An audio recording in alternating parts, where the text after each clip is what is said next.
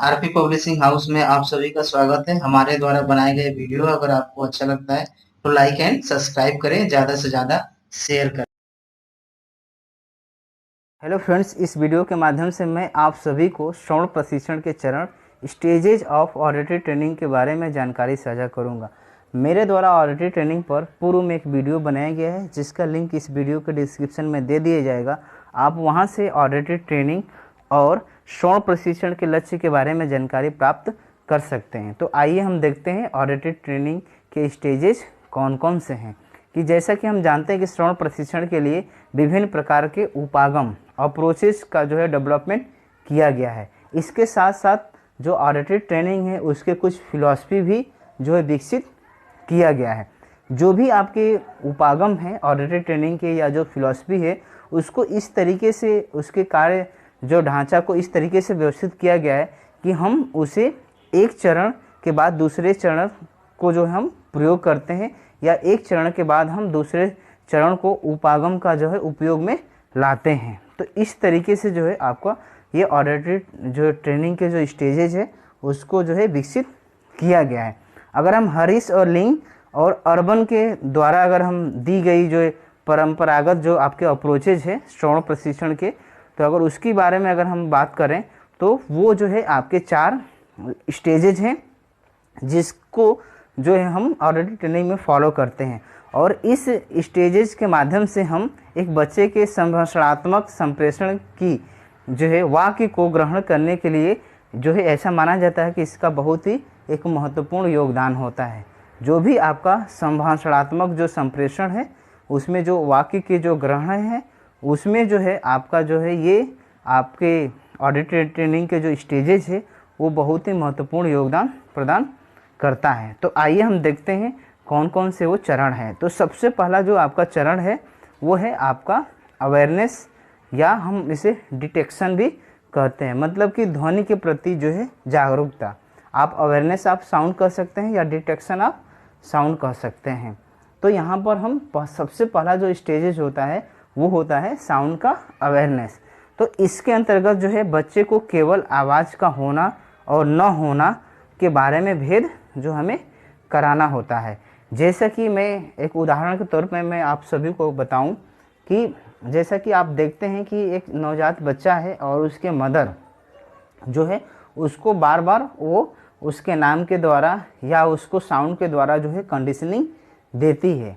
तो ये जो है जैसे हम कंडीशनिंग उसको देते हैं तो यहाँ पर हम आवाज़ का होना और न होना का जो है हम एक बच्चे को भेद कराते हैं। कि जैसे कि बच्चा सोया हुआ है और हमने ताली जैसे ही हमने ताली बजाया और बालक उस ताली की आवाज़ को सुनकर अगर वो चौंक जाता है या उस पर जो है किसी प्रकार का रिस्पांस देता है, जैसे कि अपना गर्दन को साउंड की तरफ जो है टर्नओवर करता है या जो है वो ध्वनि पर काफ़ी जो है कंसंट्रेशन करके वो ध्यान केंद्रित करता है, तो इस प्रकार के अगर उसके रिस्पॉन्सेस उस साउंड पर उस क्लैपिंग पर अगर आता है तो हम कह सकते हैं कि एक बच्चे के पास जो है साउंड का अवेयरनेस है, साउंड का डिटेक्शन है।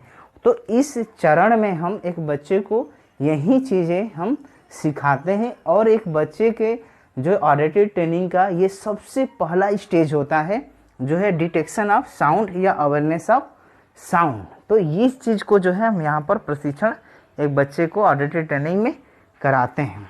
उसके बाद जो दूसरा आपका है स्टेज जो है डिस्क्रिमिनेशन जो है विभेदीकरण। तो इसके अंतर्गत हम एक बच्चे को जो है आपका जो आवाज़ है उस आवाज़ में हम अंतर स्पष्ट करना या हम अलग अलग आवाज़ में जो है भेद करना बच्चे को सिखाते हैं, बताते हैं। और उदाहरण के तौर पे हम देख सकते हैं जैसा कि हम जानते हैं कि जो आवाज़ है वो हमारे जो है वातावरण में विभिन्न प्रकार के आवाज़ पाए जाते हैं। वो मोटी आवाज़ भी होती है, पतली आवाज़ भी होती है।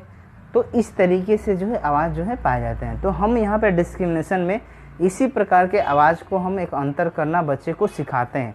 तो सबसे पहला जो आपका साउंड है वो है आपका ग्रॉस विभेदीकरण, मतलब कि ग्रॉस साउंड जो है।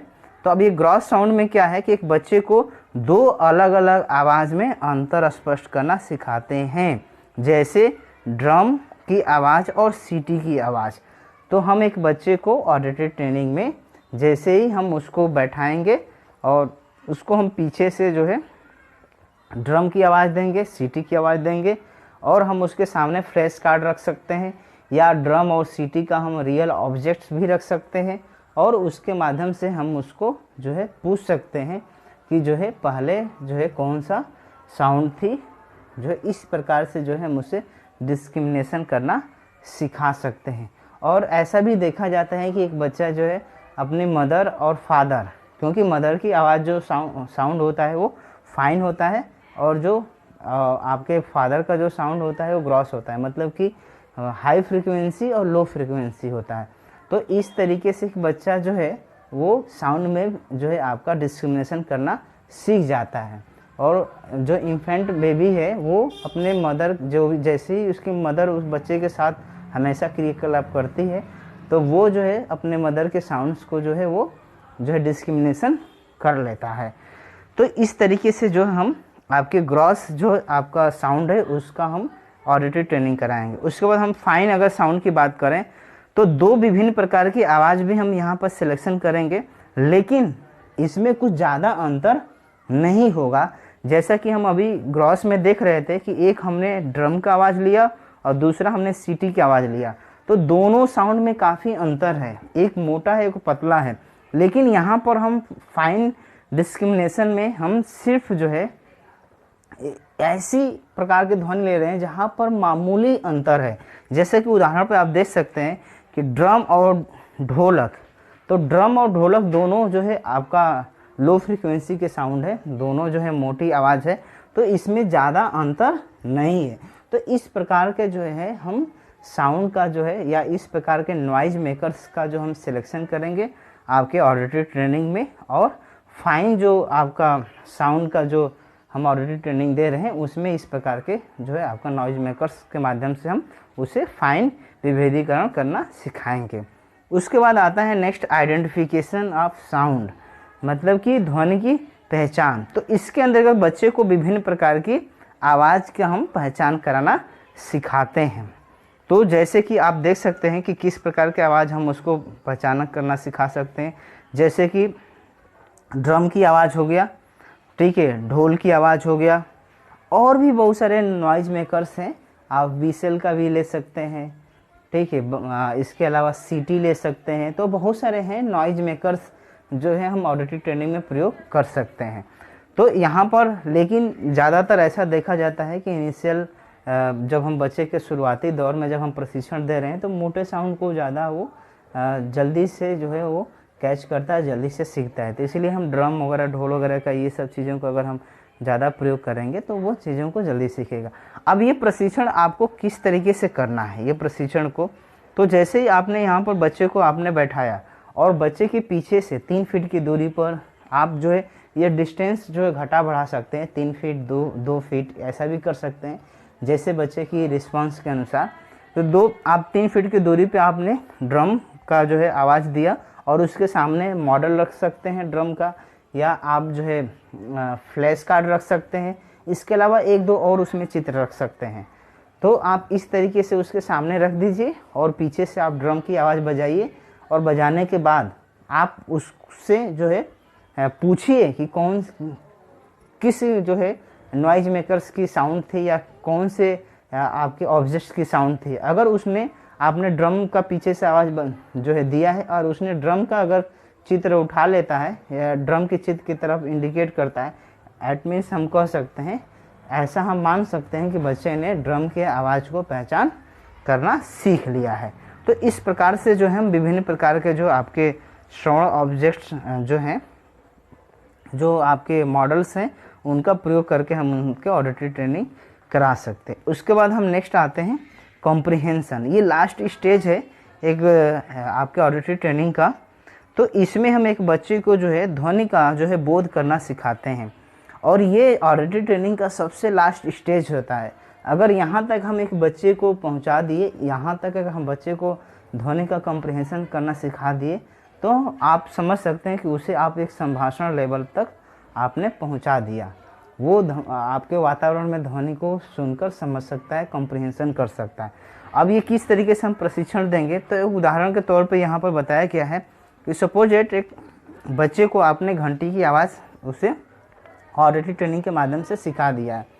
अब वो घर में बैठा हुआ है और बाहर के जैसे डोर पे जो है आपका घंटी लगा होता है, जैसे ही कोई डोर पर जो है वो घंटी की बटन को प्रेस करता है और अंदर जो है आपकी घंटी बजने लगती है और एक बच्चा आवाज़ को सुनकर अगर वो जाकर दरवाज़ा खोल देता है तो हम ये कह सकते हैं कि उसने घंटी की आवाज़ को क्या किया है, कॉम्प्रिहेंशन कर लिया है।